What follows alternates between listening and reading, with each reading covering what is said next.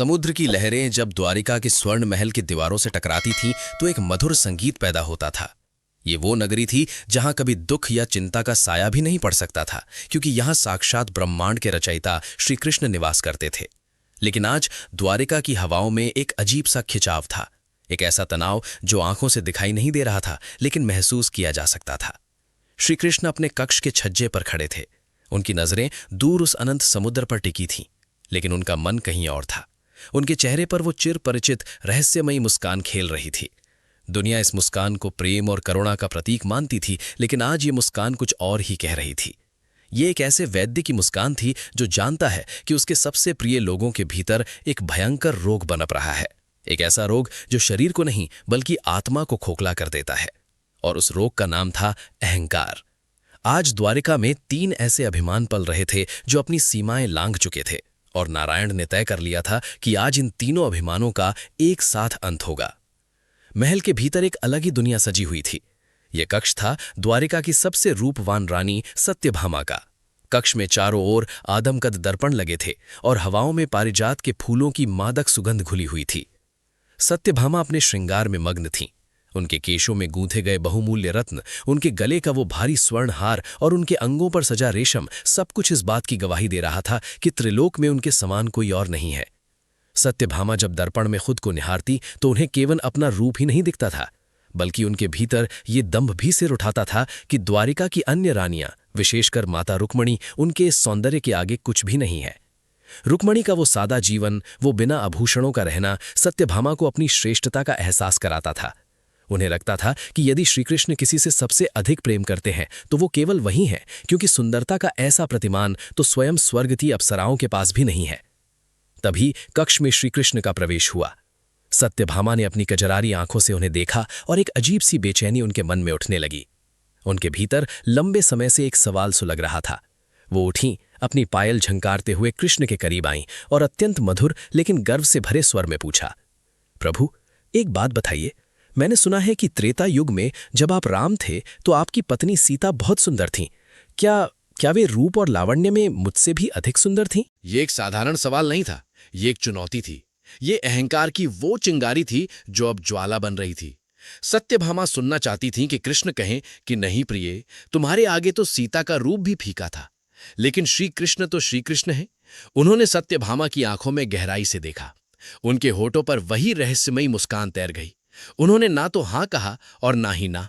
वे बस इतना कहकर मुड़ गए, समय आने पर तुम स्वयं देख लेना प्रिय। कृष्ण का ये सीधा जवाब ना देना और रहस्यमयी ढंग से बात को टाल जाना सत्यभामा के अहंकार को शांत करने के बजाय उसे और भड़का गया। उनके मन का विष अब और गाढ़ा हो चला था। लेकिन ये अहंकार केवल महल की दीवारों तक सीमित नहीं था। द्वारिका के ऊपर अनंत आकाश में एक और अभिमान अपनी उड़ान भर रहा था। ये थे देवराज पक्षी, भगवान विष्णु के वाहन गरुड़। गरुड़ का वेग इतना भयानक था कि जब वे अपने विशाल पंख फड़फड़ाते थे तो नीचे की धरती कांप उठती थी और पर्वतों की चोटियां दरकने लगती थीं। आज गरुड़ आकाश में उड़ते हुए हवाओं से बातें नहीं कर रहे थे, बल्कि हवाओं का अपमान कर रहे थे। उनके भीतर एक विचार ने जन्म ले लिया था, एक ऐसा विचार जो किसी भी सेवक के लिए विनाशकारी होता है। गरुड़ सोच रहे थे, तीनों लोकों में मेरी गति का कोई सानी नहीं। मैं समय से भी तेज उड़ सकता हूं। सच कहूं तो नारायण की महानता में सबसे बड़ा हाथ मेरा ही है। यदि मैं न हूं तो भगवान अपने संकट में फंसे भक्तों तक समय पर कैसे पहुंचेंगे? भगवान मुझ पर निर्भर है। जब एक भक्त को यह लगने लगे कि भगवान को उसकी जरूरत है तो समझ लीजिए कि पतन की शुरुआत हो चुकी है। गरुड़ हवाओं का सीना चीरते हुए गर्व से उड़ रहे थे, इस बात से बिल्कुल अनजान कि नीचे द्वारिका में खड़ा उनका स्वामी उनके इस मैं को सुन रहा है। और ये मैं केवल गरुड़ और सत्यभामा तक नहीं था। द्वारिका के राज दरबार में श्री कृष्ण की उंगली पर एक और शक्ति विराजमान थी, जो खामोश तो थी, लेकिन उसकी खामोशी में ब्रह्मांड को जला देने वाला ताप था। ये था सुदर्शन चक्र।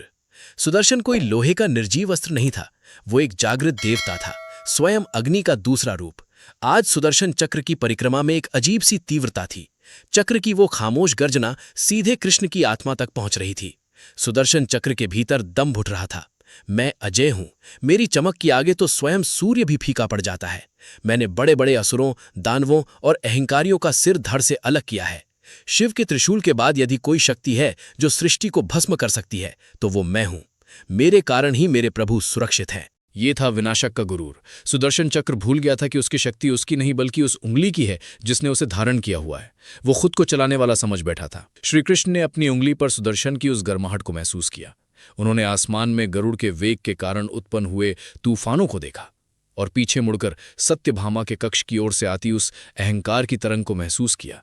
सुंदरता का भ्रम, गति का गुरूर और शक्ति का दंभ, ये तीनों रोग अब इतने गहरे हो चुके थे कि किसी साधारण उपदेश से ठीक नहीं हो सकते थे। कृष्ण ने अपनी आंखें बंद की। उन्होंने तय कर लिया कि अब इस बीमारी को जड़ से खत्म करने का समय आ गया है। इस अहंकार के विष को उतारने के लिए किसी ऐसे वैद्य की आवश्यकता थी जिसके पास न अपना रूप हो, न शक्ति का घमंड और न गति का अभिमान। एक ऐसा वैद्य जो केवल समर्पण की औषधि जानता हो। और वो महान वैद्य द्वारिका के स्वर्ण महल में नहीं था।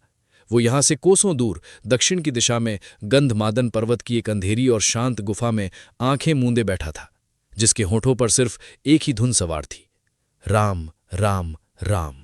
नारायण ने अपनी आंखें खोली। उनकी मुस्कान अब और भी गहरी हो गई थी। खेल शुरू होने वाला था और द्वारिका में एक ऐसा भूचाल आने वाला था जो किसी महल को नहीं बल्कि भीतर बैठे उस खोखले मैं को जमींदोज करने वाला था। द्वारिकाधीश श्रीकृष्ण ने अपने कक्ष से बाहर आकर आकाश की ओर देखा और एक हल्का सा इशारा किया। पलक झपकते ही हवाओं का सीना चीरते हुए देवराज गरुड़ उनके सामने आ खड़े हुए। गरुड़ का सीना गर्व से चौड़ा था। उन्हें लगा कि प्रभु को आज फिर किसी बड़े युद्ध या अति महत्वपूर्ण कार्य के लिए उनके अद्वितीय वेग की आवश्यकता पड़ी है। लेकिन कृष्ण ने शांत स्वर में कहा, गरुड़, दक्षिण दिशा में गंधमादन पर्वत पर जाओ। वहां एक वानर रहता है। उससे कहना कि तुम्हारे स्वामी द्वारिकाधीश ने उसे तुरंत याद किया है। ये सुनते ही गरुड़ के भीतर का अहंकार जैसे फुफकार मार उठा। एक वानर? मुझ जैसे त्रिलोकी के सबसे तेज देव वाहन को एक साधारण से बंदर को बुलाने के लिए दूत बनाकर भेजा जा रहा है। गरुड़ का मन क्षुब्ध हो गया, लेकिन स्वामी की आज्ञा थी इसलिए वे बिना कुछ कहे वहां से उड़ चले। उनका वेग इतना प्रचंड था कि उनके पंखों की फड़फड़ाहट से समुद्र में ऊंची लहरें उठने लगीं और पहाड़ कांपने लगे। अपनी शक्ति और गति के नशे में चूर गरुड़ कुछ ही पलों में गंधमादन पर्वत पर पहुंच गए। वहां का दृश्य बिल्कुल अलग था। एक शांत अंधेरी गुफा के बाहर एक वृद्ध सा दिखने वाला वानर आंखें मूंदे बैठा था। उसके रोम रोम से बस एक ही ध्वनि गूंज रही थी, राम राम राम। गरुड़ ने अपनी विशालता और तेज आवाज का प्रदर्शन करते हुए आदेशात्मक स्वर में कहा, हे वानर, आंखें खोलो। मेरे स्वामी द्वारिकाधीश श्री कृष्ण ने तुम्हें इसी समय द्वारिका बुलाया है। तुम मेरे साथ चलो, मैं तुम्हें अपनी पीठ पर बिठाकर पलक झपकते ही वहां पहुंचा दूंगा। उस वृद्ध वानर ने धीरे से अपनी आंखें खोली। उनके चेहरे पर एक ऐसी अलौकिक शांति थी जिस पर गरुड़ के उस विशाल अहंकार का कोई असर नहीं हुआ। वे धीमे और अत्यंत विनम्र स्वर में बोले, बंधु, मेरे प्रभु ने मुझे बुलाया है, ये मेरा सौभाग्य है। आप प्रस्थान करें, मैं आपके पीछे पीछे आता हूं। ये सुनकर गरुड़ ठहाका मारकर हंस पड़े। उनके दंभ ने सारी सीमाएं पार कर दी। उन्होंने व्यंग कसते हुए कहा, तुम मेरे पीछे पीछे आओगे? तुम तो एक बूढ़े और कमजोर वानर हो। द्वारिका यहां से कोसों दूर है। मेरे वेग का मुकाबला तुम क्या करोगे? कहीं ऐसा ना हो कि उड़ने के प्रयास में रास्ते में ही दम तोड़ दो। मेरी पीठ पर बैठ जाओ, मैं तुम्हें सुरक्षित ले चलूंगा। हनुमान जी ने कोई उत्तर नहीं दिया। उन्होंने बस एक हल्की सी निश्चल मुस्कान के साथ गरुड़ की ओर देखा। एक ऐसी मुस्कान जिसने गरुड़ के उस विशाल अहंकार को पूरी तरह अनदेखा कर दिया। हनुमान जी फिर से आंखें बंद करके राम नाम में लीन हो गए। इस उपेक्षा से गरुड़ तिलमिला उठे। गुस्से में फुफकारते हुए उन्होंने अपनी पूरी ताकत झोंक दी और अब तक की अपनी सबसे तेज गति से द्वारिका की ओर उड़ चले। वे सोच रहे थे कि जब वो वानर महीनों बाद हाँफता हुआ द्वारिका पहुंचेगा तब उसे मेरी असली शक्ति का अंदाजा होगा। उधर द्वारिका में श्री कृष्ण ने अपने खेल का दूसरा पासा फेंका। उन्होंने अपनी उंगली से सुदर्शन चक्र को उतारा और आदेश दिया, सुदर्शन, आज मेरे महल के मुख्य द्वार पर कड़ा पहरा दो। बिना मेरी आज्ञा के कोई भी अंदर न आने पाए, चाहे वो कोई भी हो। सुदर्शन चक्र का अभिमान पहले ही चरम पर था। प्रभु का ये आदेश मिलते ही चक्र ने अपना सबसे विकराल और जागृत रूप धारण कर लिया। द्वारिका के मुख्य द्वार पर सुदर्शन चक्र भयंकर गति से घूमने लगा। उसकी अग्नि और ताप से द्वारिका का पूरा आकाश लाल हो गया। चक्र से निकलने वाली ज्वालाओं को देखकर ऐसा लग रहा था मानो साक्षात काल द्वार पर पहरा दे रहा हो, जिसे भेदने की हिम्मत स्वयं देवताओं में भी नहीं थी। लेकिन तभी द्वारिका के उस धधकते हुए द्वार पर एक शांत परछाई आकर रुकी। ये वही वृद्ध वानर थे, हनुमान जी। प्रिय दर्शकों, आपके मन में यह सवाल उठना लाजमी है कि गरुड़ जो अपनी पूरी शक्ति से उड़ रहे थे, वे कहाँ रह गए और ये वानर उनसे पहले द्वारिका कैसे पहुंच गया? हनुमान जी ने रामधुन गुनगुनाते हुए महल के अंदर जाने के लिए कदम बढ़ाया। तभी सुदर्शन चक्र ने भयंकर गर्जना के साथ उनका रास्ता रोक लिया। चक्र से आग की लपटें उठ रही थीं, मानो वो कह रहा हो कि एक कदम और बढ़ाया तो भस्म कर दूंगा। और फिर वहां वो घटा जिसकी कल्पना ब्रह्मांड के किसी जीव ने नहीं की होगी। कोई युद्ध नहीं हुआ, कोई अस्त्र शस्त्र नहीं निकले, कोई चीख पुकार नहीं मची। हनुमान जी ने उस त्रिलोक के सबसे विनाशकारी और अजय सुदर्शन चक्र को देखा। उनके चेहरे पर कोई डर नहीं था, बल्कि एक बच्चे जैसी मासूमियत थी। उन्होंने बिना किसी हिचकिचाहट के अपना हाथ आगे बढ़ाया, उस दहकते हुए सुदर्शन चक्र को एक साधारण खिलौने की तरह पकड़ा और सीधा अपने मुंह में रख लिया। सन्नाटा। पूरे ब्रह्मांड का सबसे शक्तिशाली अस्त्र, जिसने बड़े बड़े असुरों का संहार किया था, आज एक वानर के गाल के एक कोने में चुपचाप दबा हुआ था।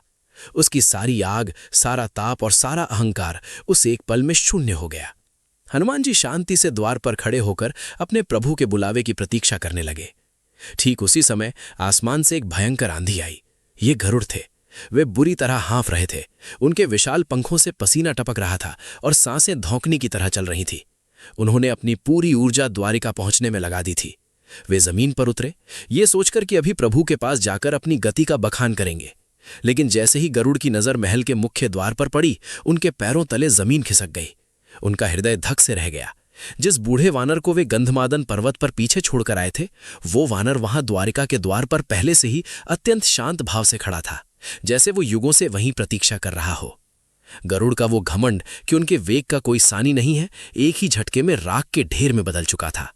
हवाओं का अहंकार आज एक निश्चल भक्त की रामधुन के आगे घुटने टेक चुका था। महल के बाहर जहां गरुड़ और सुदर्शन चक्र का अभिमान कूटकर बिखर चुका था, वहीं महल के भीतर एक और बड़ा प्रसंग आकार ले रहा था। श्री कृष्ण ने अपने कक्ष में आकर सत्यभामा से अत्यंत प्रेमपूर्ण स्वर में कहा, प्रिय, आज मुझसे मिलने मेरा युगों पुराना और सबसे प्रिय भक्त आ रहा है। मेरी इच्छा है कि तुम आज मेरी पत्नी सीता का रूप धारण करके मेरे साथ सिंहासन पर बैठो। ये सुनते ही सत्यभामा की खुशी का कोई ठिकाना न रहा।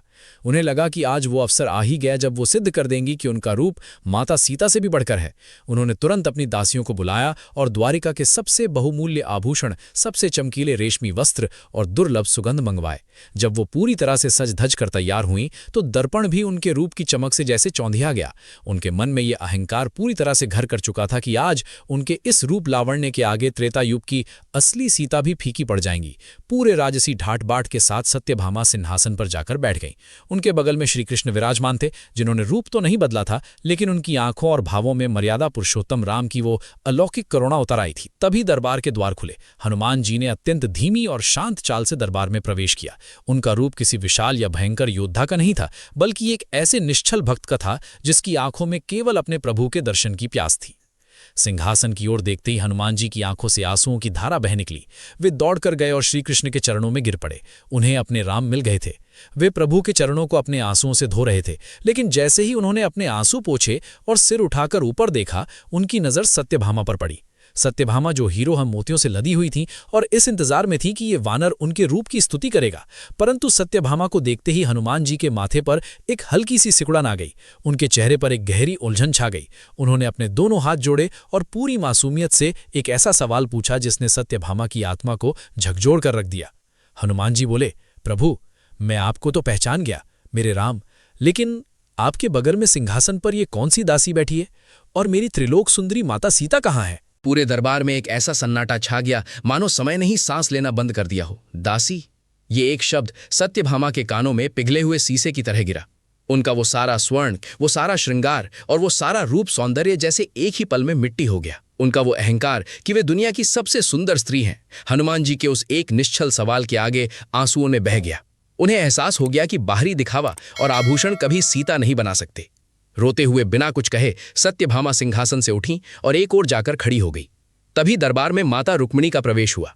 उन्होंने कोई विशेष श्रृंगार नहीं किया था। उनके शरीर पर कोई भारी आभूषण नहीं था। गले में केवल एक साधारण सी तुलसी की माला थी और उनके मुख पर एक दिव्य शांत तेज था। जैसे ही माता रुक्मिणी आकर श्री कृष्ण के बगल में बैठी, हनुमान जी का चेहरा खिल उठा।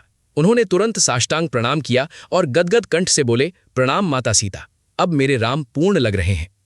सत्यभामा दूर खड़ी अपने आंसुओं के बीच ये सब देख रही थी। आज उनका आत्मचिंतन जाग उठा था। उन्हें समझ आ गया कि सुंदरता बाहरी कपड़ों, गहनों या शारीरिक आकर्षण में नहीं होती। असली सुंदरता भीतर की सत्यनिष्ठा, विनम्रता और उस शुद्ध आचरण में होती है जो माता रुक्मिणी के पास था। इतने में हनुमान जी ने शांति से अपना मुंह खोला और सुदर्शन चक्र को बाहर निकाल दिया। जो सुदर्शन चक्र कुछ देर पहले तक अहंकार की ज्वाला में धधक रहा था, आज उसका तेज पूरी तरह क्षीण हो चुका था। सुदर्शन समझ गया था कि दुनिया का असली और अजेय अस्त्र कोई लोहा या अग्नि नहीं, बल्कि भक्ति है। वहीं दूसरी ओर दरबार के द्वार पर खड़े गरुड़ का सिर शर्म से झुका हुआ था। वे भी जान चुके थे कि उनका वेग और उनकी शक्ति उनकी अपनी नहीं है, बल्कि उस भगवान की है जो उन्हें धारण करता है। वाहन की अपनी कोई सत्ता नहीं होती। सत्यभामा धीरे से आगे आईं और श्री कृष्ण के चरणों में बैठ गईं। उनका सारा दंभ मिट चुका था। श्री कृष्ण ने अपने उन तीनों प्रियजनों सत्यभामा, गरुड़ और सुदर्शन की ओर देखा। उनकी आंखों में वो रहस्यमयी मुस्कान अब एक परम शांति में बदल चुकी थी।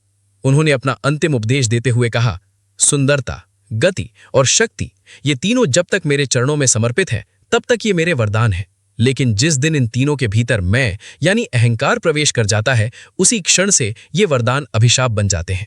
मैंने तुम तीनों के इस रोग को खत्म करने के लिए ही हनुमान को बुलाया था, क्योंकि जहां राम का नाम होता है वहां अहंकार कभी टिक नहीं सकता। और इसी के साथ द्वारिका में एक नई भोर हुई। ये महागाथा हमें ये सिखाती है कि इंसान चाहे कितनी भी ऊंचाइयों को छू ले, वो कितना भी सुंदर, शक्तिशाली या तेज क्यों ना हो जाए, विनम्रता ही वो असली और एकमात्र आभूषण है जो हमारी सफलताओं को सजाता है और हमें ईश्वर के सबसे करीब ले जाता है। सच्ची महानता सिर उठाने में नहीं, बल्कि सही समय पर सिर झुकाने में है। यदि इस कथा ने आपको ये एहसास कराया है कि जीवन में विनम्रता ही सबसे बड़ा आभूषण है, तो इस सच्चे ज्ञान को अपनों तक पहुंचाने के लिए वीडियो को लाइक और शेयर जरूर करें। शास्त्रों के ऐसे ही अद्भुत, रहस्यमयी और जीवन बदलने वाले प्रसंग आगे भी सुनने के लिए चैनल को अभी सब्सक्राइब करें और कमेंट में जय श्री राम या जय श्री कृष्ण लिखकर अपनी हाजिरी दें।